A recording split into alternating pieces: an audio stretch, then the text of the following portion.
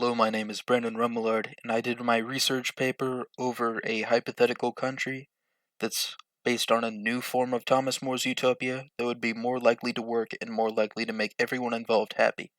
It is aptly named Newtopia. So the problems with proposed utopias, the ones I'm focusing on are Marxism, as well as Thomas More's utopia, which we read in class. No one has property, and of course, being a human being, everyone wants property and everybody wants the right to have property. Conformity is oppressive. In this day and age where everyone is encouraged to be an individual, no one wants to go back to um, basically being one of the crowd that all work for each other. Everyone wants to stand out in some way. Everyone has equal expectations, and as we've been shown in the recent years, some people are better at some things, and some people are better at other things. Some people are made to be doctors, and some are made to be football players. And it's unfair to treat those people the same and expect them to do the same thing. Lack of reasonable specialization? Basically, everyone's forced to be the same, no one's allowed to stand out in anything, and that leads to no one being especially good at anything or especially bad at anything. And because of all this, the society is unable to progress. So Utopia, Thomas More's Utopia for an example, no one owes anything, no one owns money, or no one owns tools. Everyone has to do the same jobs, the barrel making, the agriculture, and so no one is able to be good at anything because everyone does the same thing, and so no one learns to be especially good at one thing. And barrel making and agriculture can only support the society for so long before the inevitable Industrial Revolution, and then you've got like managers and you've got menial labor, and those will turn out differently than simple things like barrel making. Next up, we have a relatively more recent example of communist Russia, where no one owns anything as an individual. Everything is owned as like a general population, everything basically belongs to the government. Everyone is equal, everyone is treated the same, given the same work, paid the same, everything. The government regulates anything and everything. And like I said with progression, this didn't industrialize until the 1900s. For reference, Europe industrialized through the late 1700s and the early 1800s, and like Soviet Russia in the 80s, ultimately failed. Now, Newtopia, for example, everyone works according to their own abilities and what they can and can't do. Everyone can own their own property. Everyone is given the opportunity to specialize in whatever they like, and the system is made around the idea of progressing into the future and not dying out. Now, one of the main pillars of this concept is education. If everyone is given the same opportunities, it's more fair for everyone involved. If the upper class is unable to give their children an unfair advantage, which takes opportunity away from the lower class, then everyone can specialize, and everyone can get the education that they deserve as being a human being. Individuality is encouraged, and all careers are taught within the education system of Newtopia. Now, before we talk about the economy of Newtopia and how the government's economy functions, we have to first talk about government goods, and for this example, I'm going to be using cars. Now, this car here is what you might call a bad government good. It is cheaply made, you can see all the flat panels on it that are just basic rolled metal. It falls apart, it's inefficient, and quite frankly, it's unappealing. Now, in Soviet Russia, they made cars like this. This is a Russian car, and the cars they made only satisfied 65% of the demand, but the issue was that there was no import. They were not allowed to import cars, and because of this, the government pretty much had no competition, and they could make the cars as poorly made as they wanted, and people would be forced to buy them either way. Now, moving on to good government goods. Pretty much anyone can identify what these cars are here. This is, of course, the iconic Volkswagen Beetle, and this is an example of a good government good. Kind of funny there. But these were basically commissioned in the 40s by the government during World War II, and after the 40s, when the war was over, they began to be produced as commercial cars for pretty much anyone to buy.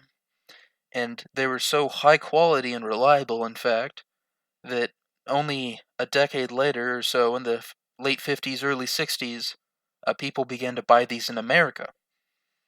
And it competes in foreign markets. See, it's a small car, and it's efficient, and it's reliable.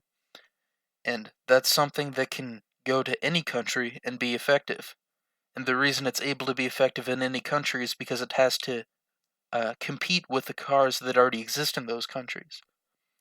So this is my example of a good government car, where it's a German car that was made in war, and then it was adapted to go all around the world. And of course, it's very well known.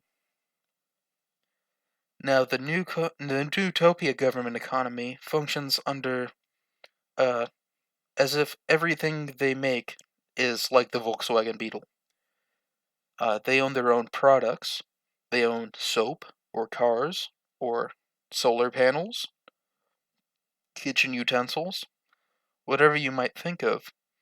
And this is one of their main sources of income to fund their many social programs, including the most important, education, like I've previously mentioned. Now, by being forced to compete with other markets, this leads to improvement in the products, because obviously if you want to make something compete, it has to be as good as or better than the competition, and the improvements lead to higher quality items, and the quality leads to demand, and of course in foreign markets, if it's high quality enough, like the Volkswagen Beetle, it leads to profit. And from this, the government makes money, social programs are funded, like education, people remain happy. So basically everyone gets their cut of the pie, and this is a little flowchart I made to demonstrate the flow of money within this economy.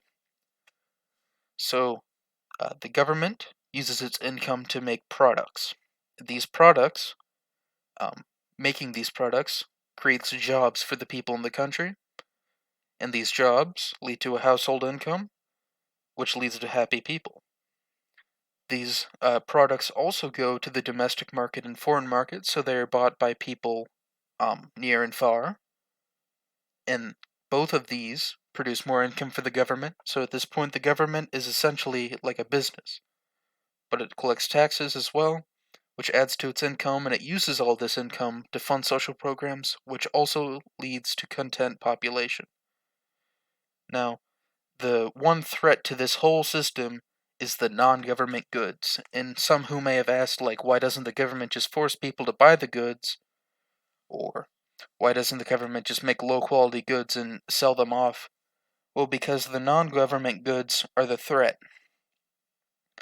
So the government wants to minimize this square as much as possible, so less of the income leaves the cycle, and because as the income leaves the cycle, the country loses wealth. But if this is severed, and if people are buying these goods not because they're forced to, but because they're high quality, then the cycle will just continue to grow from foreign markets, and more money will be made. And so that's in just the summary of the economics of Newtopia. Now, is this possible? It is possible. I believe it's possible, but it's not probable, especially not in the United States. In the United States, the government is essentially owned by the rich. There's bribery happening, all sorts of corruption, and so this would not work because this would not suit those who have the money to make decisions. This would also not suit the government because they would be unable to just sit back and collect paychecks anymore. They would actually have to do something. So obviously it would take a wild revolution, which I don't think is reasonable or would happen, to implement this model. Um, but if it were like, let's say in a smaller country, if they tried to use this model, the only issue would be that it would take a lot of work to start.